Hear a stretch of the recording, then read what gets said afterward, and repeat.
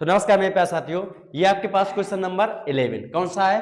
Question number 11। Question number 11 है जो वो रिलेटेड है क्वाड्रेटिक इक्वेशन से। किससे? क्वाड्रेटिक इक्वेशन से। क्वाड्रेटिक इक्वेशन में हमको इसमें बताना होगा रूट्स के नेचर के बारे में। किसके बारे में बताएंगे? तो रूट्स के नेचर के बारे में। तो सबसे पहले हम लोग लिखते हैं स्टैंडर्ड फॉर्मेट क्वाड्रेटिक इक्वेशन का। वो क्या होता है? ax² plus bx plus c equal to 0। ठीक है, अब हम लोग बात करेंगे नेचर ऑफ रूट्स की। किसकी बात करेंगे? Nature of roots. रूट्स को हम लोग दूसरे वर्ड में जीरोज भी बोलते हैं, तो कंफ्यूज मत होइएगा। जीरोज और रूट्स दोनों सेम ही है। तो नेचर ऑफ रूट्स और जीरोज के बारे में आपके पास आता है बताने के लिए, जिसका नाम है डिस्क्रिमिनेंट। क्या नाम है? डिस्क्रिमिनेंट, जिसे हम लोग डिनोट करते हैं डी से। डी इक्वल टू क्या होता है? डी इक्वल टू होता है b² माइनस 4ac।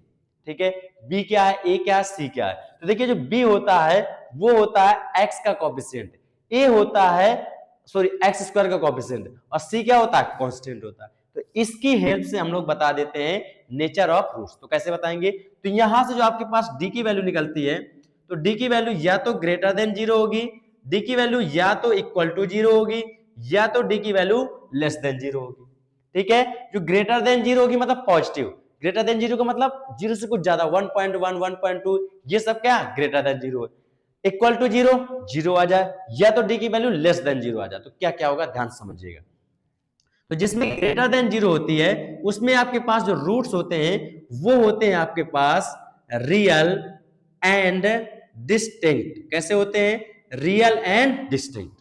जब इक्वल 0 आ जाता है तब आपके पास जो रूट्स होते हैं वो होते हैं रियल एंड इक्वल। कैसे? Real and equal. जो थर्ड नंबर है, जब डी की वैल्यू लेस देन 0 आ जाती है तब आपके पास आते हैं रूट्स इमेजिनरी। कैसे? इमेजिनरी। समझ में आ गया? यानी 3 केस है, डी की value greater than 0, real and distinct, D की वैल्यू 0, रियल एंड इक्वल, और डी की वैल्यू लेस देन 0 तब आ जाएंगे आपके पास इमेजिनरी। डी की वैल्यू लेस देन 0 का मतलब है नेगेटिव। कैसा होगा? इसमें आपके पास जो वैल्यू होगी वो होगी पॉजिटिव। कैसी होगी? पॉजिटिव। इसमें जो होगी वो आपको दिखाई दे रही है कैसी? 0। और इसमें वैल्यू कैसी आती है? नेगेटिव। किसकी? डी की वैल्यू। चलो ये क्लियर हो गया। अब हम लोग चलते हैं अपने क्वेश्चन की तरफ। हमारा क्वेश्चन क्या है ध्यान से समझना। तो हमारे पास क्वेश्चन है x² plus x minus 1 equal to 0। समझ में आ गया? अच्छा, यहाँ पर a की वैल्यू कितनी है? a equal to 1, b equal to 1 और c इक्वल टू -1। ठीक है, c आपके पास आ गया। तो निकाल लीजिए जल्दी से डिस्क्रिमिनेंट। तो d इक्वल टू होता है b² minus 4ac। Value put कर दो, तो 1 का square minus 4 into 1 into c की वैल्यू है -1। अब क्या होगा? 1 का स्क्वायर 1 और ये माइनस माइनस क्या हो जाएगा? +4, यानी यहां पर आ जाएगा 5। तो d आपके पास आ गया 5, यानी d ग्रेटर देन कितना है? 5। बहुत बढ़िया, बहुत अच्छा, बहुत मजा आया। बट प्रॉब्लम तो ये है। अब देखिए प्रॉब्लम क्या, अभी प्रॉब्लम नहीं है। अच्छा, डी की वैल्यू जब पॉजिटिव आ जाती है तब हमारे पास जो रूट्स होते हैं कौन से? तो रूट्स होते हैं वो होते हैं आपके पास रियल एंड डिस्टिंक्ट। कैसे होते हैं?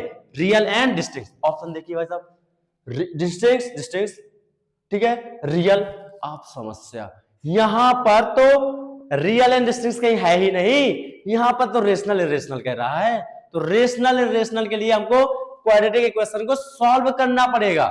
समझ कि नहीं? 1 नंबर का क्वेश्चन है, तो ध्यान से समझिए किस तरीके से हम लोग सॉल्व करेंगे। तो जल्दी से आप लोग श्रीधराचार्य लगा दीजिए इस फार्मूले में। तो श्रीधराचार्य जानते हो आप लोग, x इक्वल टू होता है -b plus minus √b² minus 4ac अपान 2a। ऐसा क्यों कर रहे हैं? क्योंकि हमारे पास रेशनल इरेशनल भी कह दिया, हमको रेशनल इरेशनल भी चेक करना पड़ेगा। तो चेक कर लीजिए जल्दी से। b की जगह -1 प्लस माइनस √b², 1 का square minus 4 into 1 into c की वैल्यू -1 अपान 2 इंटू 1। अब देखिए यही तो d² होता है, b² माइनस 4ac। इसकी जगह हम लोग सीधे सीधे 5 पुट कर सकते हैं ना, तो पुट कर दो भाई। -1 प्लस माइनस √ के अंदर कितना आ जाएगी वैल्यू? ये आ जाएगी 5 अपान 2।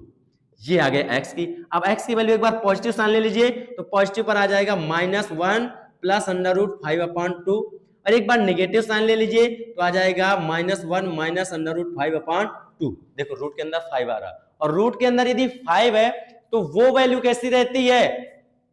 इर्रेशनल होती है। कैसी होती है? इर्रेशनल। तो ये वैल्यू आपको कैसे दिखाई दे रही है? इर्रेशनल। यानी आपके पास डिस्टिंक्ट तो है, क्यों? क्योंकि ग्रेटर देन 5 है, लेकिन आपके पास कैसी वैल्यू आ रही? इररेशनल। तो ऑप्शन नंबर कौन सही होगा? ए। क्लियर हो गया ना? एक नंबर का है, वही है जो समझी थी मैं, ये थानेदार निकला। समझ आया ना? एक नंबर के क्वेश्चन को इतना आसानी से हम लोग नहीं समझ सकते। तो ठीक है, यदि हमारे पास नेचर की बात करता है तो नेचर कैसे निकालना होगा, इसके लिए हमको चाहिए होता है डिस्क्रिमिनेंट। क्या चाहिए होता? डिस्क्रिमिनेंट। Okay, thank you.